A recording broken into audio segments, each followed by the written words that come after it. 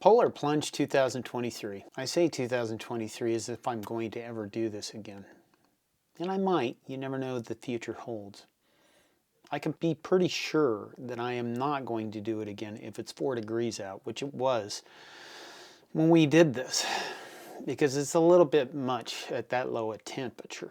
But let's start with the team I jumped with. You'll notice that they're all wearing University of Minnesota stuff.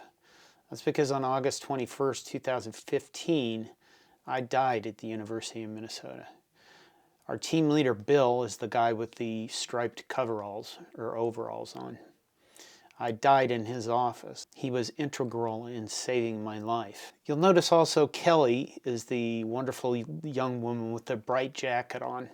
Kelly is key to this too. Here we are at some lake at 4 degrees temperature. Here's the video of me walking out. And if you look really closely, you'll notice I crossed myself because I was very nervous and I'm thinking I need all the help I can get. I am wearing a t-shirt and I am wearing swim trunks and a pair of Husker tennis shoes.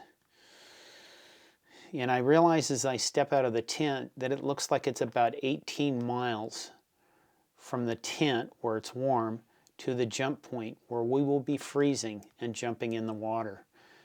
Both things at the same time, kind of. I've been to this event before, but I've never jumped in. And I noticed that it's way out further on the lake than it used to be. I wonder if that's because of the low water. They had to cut holes further out to get the depth they wanted. But all I can think as I'm walking out there is all I'm wearing is a t-shirt and swimming trunks. And it's 4 degrees out. And there's not much of a wind, but any wind at all in that temperature is nasty. And if you'll notice in this video, there's a little round house you kind of walk over into.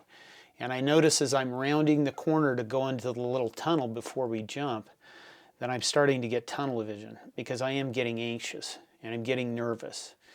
And I knew that this would kind of happen. And about that time, about 853 punk rock songs from the 80s are playing in sequence extremely fast in my head.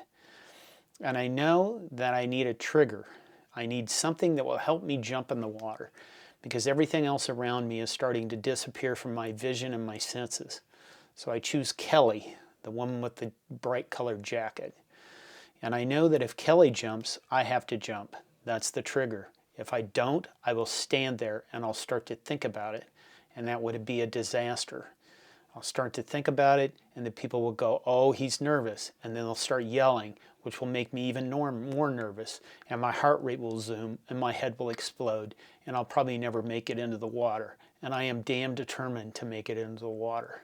So I jump. And I'll be honest with you, it is the coldest thing by far I have ever experienced in my life. It wasn't hitting the water, although if you look at this photo, what you see is a man who's now overwhelmed. Coming out of the water, it's 4 degrees, except that you're covered in water, and the wind is blowing slightly. And all I can think about is, it's 43 miles back to the tent where I can be warm again. And the punk rock songs have all disappeared. What appears in my head is a book, The Diary of Sergeant Bourgogne, or Bourgogne. I'm not French. I don't know how his name is pronounced. But it's the diary of a man who invaded Russia with Napoleon's army, where Napoleon took about 650,000 troops to Russia, and only 100,000 made it back alive. The rest were either killed, captured, and most froze to death in the negative 40-degree Russian winter as they were trying to escape Russia. That's all I can think about. I look down at my hands, and I try to clench my hands in a fist, because I want to know if my hands are still working in the 4-degree weather. And I realize at that moment that there's a thin, very thin coating of ice on my hands. And I have been cold before. I've been fishing, I've been hunting, I've been camping in the cold. But I have never had a thin coating of ice on my body.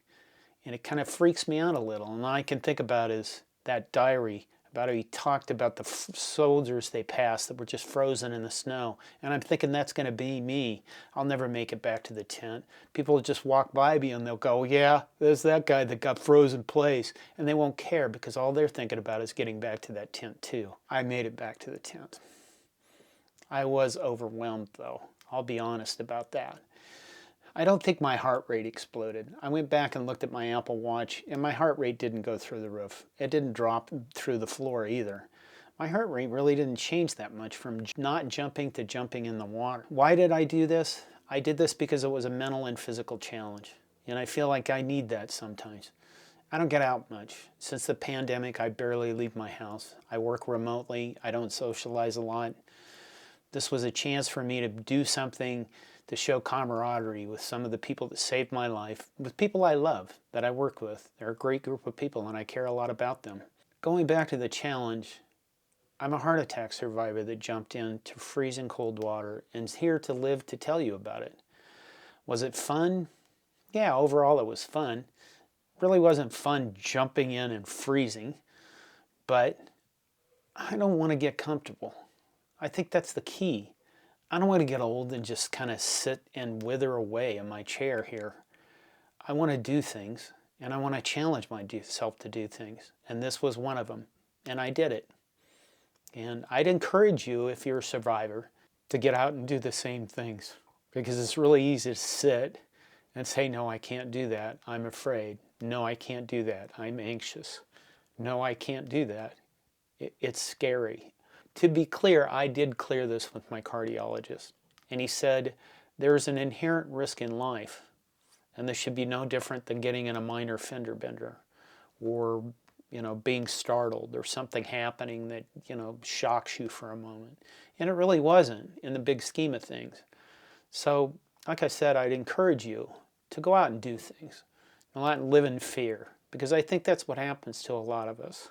As we start being anxious, we start being nervous, and we live in fear. Don't do that. Live your lives. Don't forget to live. I'm John Johnston, Corn Nation. Thank you for watching. Go Big Red. Going into the water wasn't so bad. Coming out was horrifying.